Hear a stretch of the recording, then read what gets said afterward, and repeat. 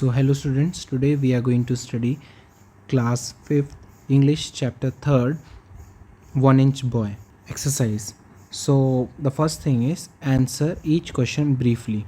So here we have few exercises. We have completed the reading part of this chapter. Now we have to do exercise of this chapter. So let's start with the question and answer. So first is the answer each question briefly. So there are 10 questions which we will see separately. So how did the old man and his wife treat 1-inch boy? So they treated him very lovingly. Despite his size, what thing could 1-inch boy do? अब यहाँ पे question है कि 1-inch boy अपनी छोटी height के साथ साथ ऐसी क्या चीज़ें थी जो कर सकता था. He could crawl under the table and chair to find lost things. He brought the blades of grass that could be woven into mats. He rode on his father's shoulder when they went to the forest and pointed out the broken branches that could be gathered for firewood.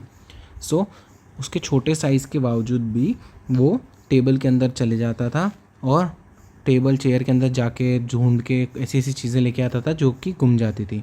और वो क्या करता था, वो घास, जो ऐसे घास होते हैं जिससे चटाई बनाई जाती है, वो जाके घास के अंदर से ढूंढ के लाता था जिसकी मदद से चटाई बन सके. और वो फादर के शोल्डर में बैठता था और दूर से ही बता देता था कि वहाँ पे छोटी छोटी लकड़ियाँ मिल जाएंगी टूटी वाली, जिससे वो घर पे फायरवुड मतलब आग लगाने के लिए, खाना पकाने के लिए जो लकड़ियाँ चाहिए होती है उसकी वो अपन को मिल जाए. So question number 3 is why did 1-inch boy want to go to Kyoto. So Kyoto एक जगह है कहाँ पे, जापान में. सो 1-inch बॉय क्योटो क्यों जाना चाहता था? He wanted to go to Kyoto to seek his future fortune. So वो वहाँ जाके अपनी किस्मत आजमाना चाहता था. सो क्वेश्चन नंबर 4 क्या है? Describe 1-inch boy's boat and other things. The boat was a small bowl. The oar were pieces of chopstick. He had a sewing needle for a sword and a piece of straw for a cupboard. So यहाँ पे क्या लिखा है कि एक छोटा सा कटोरा था जो कि बाउल का काम करता था, 2 चॉपस्टिक्स थे जो कि ऐसे नाव चलाने के काम आती थी, स्विंग नेडल्स थे स्वॉर्ड की तरह, और एक जो स्ट्रॉ का एक पीस था. स्ट्रॉ मतलब जो अपन कहते हैं घास का एक पीस था जिसमें वो नीडल को डाल के अपना तलवार की म्यान जो होती है वैसी यूज़ कर सके था. ठीक है. क्वेश्चन नंबर 5 क्या था? How was 1-inch boy saved in a stormy river.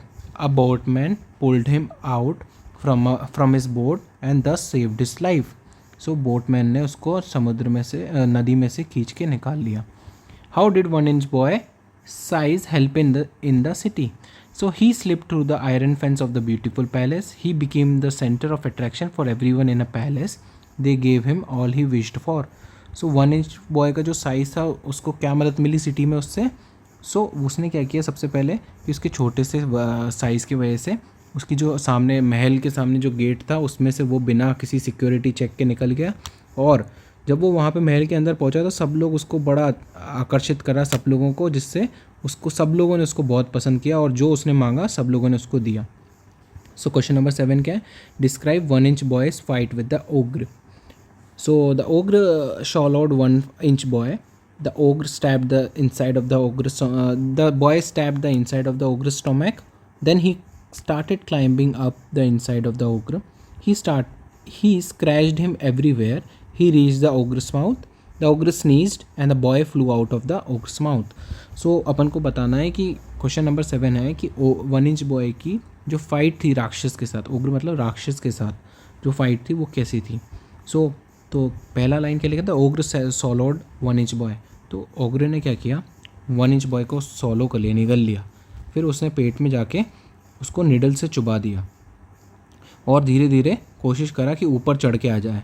और जैसे ही वो पहुंचा तो वो मुंह के पास आके हर जगह उसको चुबाने लगा था. किससे? अपनी तलवार जो कि सुई से बनी हुई थी.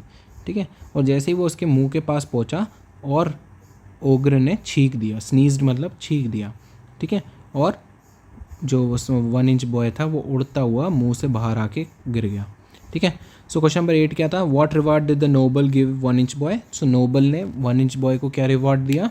सो the noble give 1-inch boy half his land. He also married his daughter to him. So noble जो लोग होते हैं, नोबल मतलब कुछ लोग होते हैं जो कि बहुत पैसे वाले होते हैं और कहीं के राजाओं की फैमिली के होते हैं, ठीक है। सो इन लोग के पास बहुत पैसा होता है, तो उनने क्या किया था, अपना आधी ज़मीन दे दी थी 1 इंच बॉय को और अपनी बेटी की शादी भी उससे करवा दी थी। सो क्वेश्चन नंबर क्या है, what promise did 1 inch boy keep. So 1 inch boy ने क्या अपनी प्रॉमिस, कौन सा प्रॉमिस को निभाया।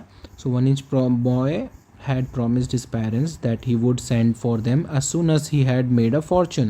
He brought them to live with him in a palace in Kyoto. So 1 inch boy ने अपना प्रॉमिस किया था कि जैसे ही वो वहाँ पे पहुँचेगा और यदि उसका किस्मत काम करती है तो वो अपने घर पे मदद भेजेगा, ठीक है। और जैसे ही वो वहाँ पहुँचा और उसको एक महल में जब जगह मिली रहने के लिए, तो उसने अपने माँ बाप को भी वापस बुला लिया महल में रहने के लिए, ठीक है। दो चीज़ यहाँ पे आपको देखनी पड़ेगी, एक होता है PLACE, ये होता है प्लेस, प्लेस मतलब जगह, ठीक है। और PALACE मतलब होता है पैलेस, ठीक है। पैलेस मतलब महल, ठीक है। इन दोनों का अलग अलग मतलब होता है। तो यहाँ एक वर्ड यूज़ करा है, आप देखोगे क्या, यहाँ लिखा है पैलेस। ये पैलेस मतलब क्या होगा, महल, ठीक है। सो क्वेश्चन नंबर 10 क्या है, why do you think the noble's daughter agree to married 1 inch boy. So 1 inch boy had save the noble's daughter from the ogre and he was no longer 1 inch tall. With the help of the ogre's charmed necklace, he was transformed into a tall, handsome nobleman. The noble's daughter now happily agreed to marry him. So, ogre, अब तुम्हें क्यों लगता है, question है 10 कि तुम्हें क्यों लगता है कि नोबल अपनी बेटी की शादी कराने के लिए तैयार हो गया 1 इंच बॉय से। सो पहली बात तो नोबल की बेटी की पहली बात 1 इंच बॉय ने जान बचाई, और दूसरी चीज़ अब 1 इंच बॉय 1 इंच का नहीं रहा, वो बड़ा हो गया क्योंकि उसने उसकी जो ताबीज़ थी, किसकी, राक्षस से, राक्षस की जो ताबीज़ थी उससे उसने एक विश मांगी थी जिससे वो लंबा हो जाए, स्मार्ट हो जाए और एक नोबल बन जाए, और जिसकी मदद से उसके नोबल ने उससे शादी करा दी। जैसे ही वो बड़ा हुआ नोबल ने उससे शादी करा दी। तो आगे क्या है, फिर यहाँ पे अपन ने सारा क्वेश्चन एंड आंसर्स ख़त्म कर दिए।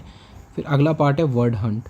सो page number 17 of the lesson, find the opposite of the following. So ये आपका होमवर्क है, आपको ये कुछ वर्ड्स दिए, इनके अपोजिट ढूंढ के लिखना है, ठीक है। आप इस बुक की भी मदद ले सकते हो, पेज नंबर 17 में पूरा आपको ये सब का अपोजिट मतलब मिल जाएगा, ठीक है।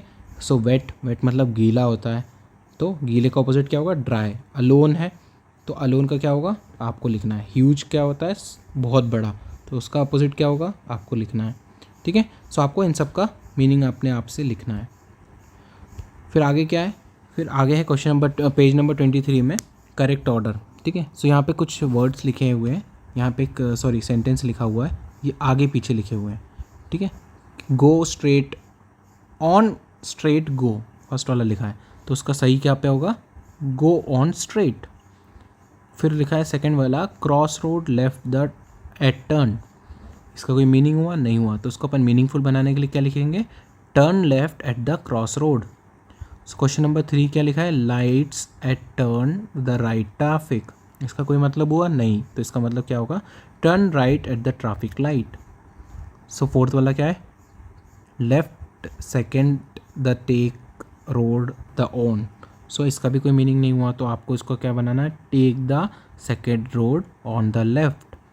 सो ठीक है। सो अगला क्वेश्चन क्या है, सो इन हर एक सेंटेंस में एक वर्ड गलत है, ठीक है। सो आपको बताना है कि वो गलत क्या है, ठीक है। The Taj International is the very famous hotel. So the, किसी वेरी के आगे दा नहीं आता, तो अपन बोलेंगे ए आएगा, ठीक है, दा की जगह ए आएगा। So very famous hotel in Mumbai, there is 2 part, the old Taj end, तो यहाँ सेंटेंस में क्या गलत होगा, पहली बात देयर इज़, जब यहाँ पे जब भी 2 होगा, मतलब सिंगुलर जब होता है किसी चीज़, मतलब एक इंसान के बारे में बात करते हैं तब अपन क्या यूज़ करते हैं, इस, ठीक है। और जब अपन प्लूरल होता है तो अपन क्या यूज़ करते हैं, बहुवाक्य जब कुछ चीज़ होती है, प्लूरल मतलब जब 2-3 चीज़ों के बारे में बात होती है तब अपन यूज़ करते हैं आर, ठीक है। सो यहाँ पे क्या लिखा है, देयर इज़ 2, तो 2 मतलब 2 होते हैं ना, एक से ज़्यादा है, तो यहाँ होना चाहिए देयर आर 2 पार्ट्स, ठीक है। The old Taj with 320 rooms and the new modern parts with 330 rooms. So the new modern, तो पार्ट्स नहीं होगा, पार्ट होगा, ठीक है, पार्ट नहीं पार्ट्स होगा, सॉरी पार्ट्स नहीं पार्ट होगा। फिर यहाँ आगे क्या लिखा है, the hotel is near a gateway of India. So a gateway of India होगा कि द गेटवे ऑफ इंडिया होगा, जब कोई बड़ा मोनूमेंट वगैरह के बारे में बात करेंगे तो अपन उसके आगे क्या लगाते हैं, द। ठीक है, फिर क्या है, आगे क्या लिखा है, from some of the room there is a great view from the sea. यहाँ पे लिखा है व्यू फॉर द सी लिखा है, इसकी जगह क्या आएगा, ऑफ द सी। सो लिखा है it's a 5 star hotel, all the rooms are very comfortable. So it's नहीं आएगा, इट्स आएगा। ठीक है, आई टी, यहाँ पे एस लिखा है, ये होता है इट्स, तो इट्स नहीं होता, यहाँ पे अपन लिखेंगे आई टी और अपहोल्स्ट्री के साथ एस, मतलब इट्स अ 5 स्टार होटल, किसी के बारे में बात कर रहे हैं तो अपन इट्स लिखते हैं, अपहोल्स्ट्री लगाते हैं। ठीक है, क्या लिखते हैं, आई टी और एक ऐसे ऊपर खींच के ऐसे किसी के बारे में बात करते हैं। इट्स का ऐसा यूज़ करेंगे तो मतलब खूब सारी चीज़ होगी तब अपन ऐसा बोलेंगे, यदि किसी पर्टिकुलर के बारे में बात कर रहे हैं तो अपन ऐसे यूज़ करेंगे। ठीक है, सो आर वेरी कंफर्टेबली, कंफर्टेबली कोई वर्ड नहीं होता, कंफर्टेबल होता है। ठीक है, कंफर्टेबल। द 5 स्टार, सॉरी फिर आगे क्या है, the hotel was 5 star, sorry the hotel has 5 excellent restaurant where service is very good, there is a swimming pool। तो कोई स्विमिंग पूल होता है, नहीं, स्विमिंग पूल होता है, तो आप क्या लिखोगे, स्विमिंग पूल। ठीक है, स्विमिंग पूल लिखोगे। ठीक है, फिर आखिरी में क्या लिखा है, there is a swimming pool, a healthy club, beautiful shop and art gallery also. So healthy club क्या होता है, कुछ नहीं होता है, हेल्थ क्लब होता है। ठीक है, हेल्थ, HEALTH, हेल्थ क्लब। ठीक है, सो इसके साथ अपन ने ये भी ख़त्म करा। जो लास्ट पोर्शन है इस चैप्टर का उसमें लिखा है define the following term of English grammar giving example. So अलग अलग टर्म्स हैं ग्रामर के, इनको आपको यूज़ करके बताना है कि इनके मतलब क्या होते हैं। ग्रामर में क्या क्या होते हैं, नाउन्स होते हैं, वर्ब्स होते हैं, प्रोनाउंस होते हैं, एडजेक्टिव होते हैं, प्रपोजिशंस होते हैं एंड कंजक्शंस होते हैं। ठीक है, सो इनका अपन यूज़ देखते हैं कैसे कैसे होते हैं। सो सबसे पहले होता है नाउन। तो नाउन क्या होता है, noun is a word used for naming up any person, place और थिंग। किसी इंसान के बारे में, किसी जगह के बारे में या किसी चीज़ के बारे में अपन बात करते हैं तो अपन क्या यूज़ करते हैं, नाउन। तो Akbar was a great king. So यहाँ पे अपन किसके बारे में बात कर रहे हैं, अकबर, तो नाउन क्या है, अकबर। ठीक है, Mumbai is a big city. So यहाँ पे प्लेस है, प्लेस कौन सा है, Mumbai. The rose smells great. So rose के बारे में बात कर रहे हैं तो नाउन है। The sun gives light and heat. So sun is a noun. ठीक है, तो वर्ब क्या होता है, a verb is a word use to say something about some person, place और थिंग। वो आपने ये बोला कि भाई Akbar was a great king, तो अपन क्या बोलेंगे कि वर्ब होगा, तो वर्ब ये बताएगा कि नाउन क्या है। ठीक है, कि नाउन की यदि कोई बात हो रही है तो अपन को ये बताएगा कि उसके बारे में बताएगा। ठीक है, so she is my sister. तो कौन है भाई, वो मेरी सिस्टर है। तो यहाँ पे अपन को एक्सप्लेन करता है क्या, वर्ब, कि वो क्या है भाई, मेरी सिस्टर है। We played in a park. कहाँ खेल रहे थे, पार्क में खेल रहे थे। Mohan wrote a letter to his cousin. तो मोहन ने क्या किया, लेटर लिखा, मगर किसको लिखा, अपने कज़िन को लिखा। तो वर्ब क्या करता है, डिफाइन करता है कि चीज़ किसके साथ हो रही है, कहाँ हो रही है या किस चीज़ पे हो रही है। ठीक है, the peon rang the bell. The peon ने क्या बजाया, घंटी बजाई। ठीक है, तो प्रोनाउन, अब अपन थर्ड वाला देखते हैं क्या होता है।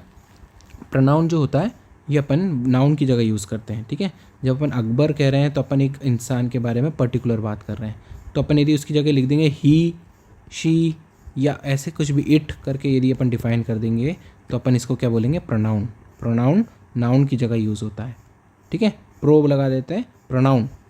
ठीक है, तो यदि अकबर है तो अकबर, तो अपन एक व्यक्ति विशेष के बारे में, एक जन के बारे में बात हो रही है। यदि अकबर का नाम हटा के अपन ही लिख देते, हिम लिख देते, ठीक है, हिज लिख देते, हर लिख देते, यदि ये सब वर्ड यूज़ करते तो अपन क्या हो जाता है, ये प्रोनाउन हो जाता।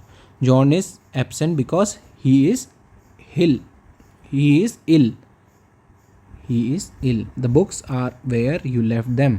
सो यू, ये सब क्या हो गया, प्रोनाउन हो गया।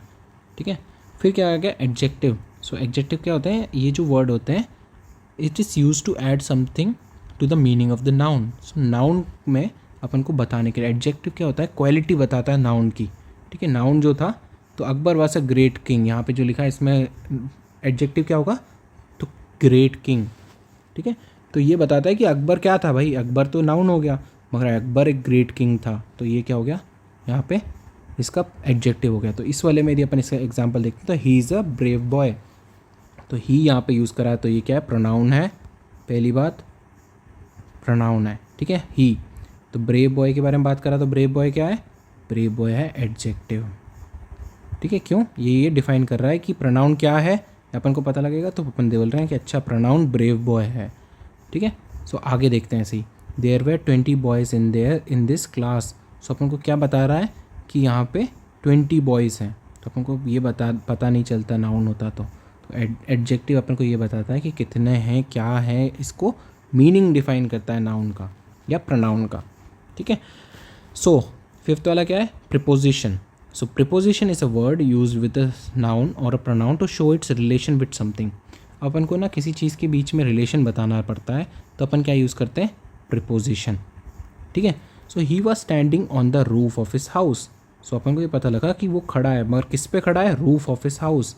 सो क्या बता रहा है अपन को, on the roof of the house. So ये क्या है, प्रीपोजिशन, ऑन, ठीक है। He was playing with a ball. So यहाँ क्या हो गया, with the there is a cow in the garden, the little a fair little girl sat under the tree। So preposition अपन को मीनिंग मतलब अपन को डिफाइन करता है, ठीक है, कि वो उसका रिलेशन बताता है दूसरी चीज़ के साथ, कि वो कहाँ है, under the tree, in the garden, with the ball, on the roof. So ये सब चीज़ें अपन को प्रिपोजिशन बताता है। कंजक्शन क्या होता है, कंजक्शन जो होता है, जो लास्ट अपन को यहाँ दिया है कंजक्शन, कंजक्शन मतलब होता है जब अपन दो वर्ड को, एक वर्ड ये है, एक वर्ड ये, इन दोनों को यदि अपन को जोड़ना हो तो अपन क्या यूज़ करते हैं, कंजक्शन, ठीक है, कंजक्शन, कंजक्शन यूज़ करते हैं, ठीक है।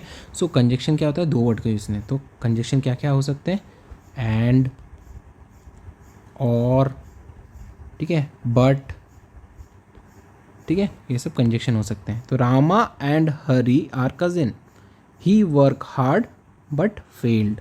सो अपन को जब दो सेंटेंस या वर्ड को जोड़ना रहता है अपन कंजक्शन यूज़ करते हैं। So with this we came to the end of this video. आपको यदि ये वीडियो पूरा वीडियो पहले तो आपको फिर से देखना है और एक एक जगह पॉज करके आपको अपनी नोटबुक में इसको नोट करना है, और नोट करने के बाद इसकी फ़ोटोग्राफ खींच के आपको ग्रुप पे डालनी है, ठीक है। सो थैंक यू, कोई भी डाउट है तो आप ग्रुप पे पूछ सकते हैं। Thank you.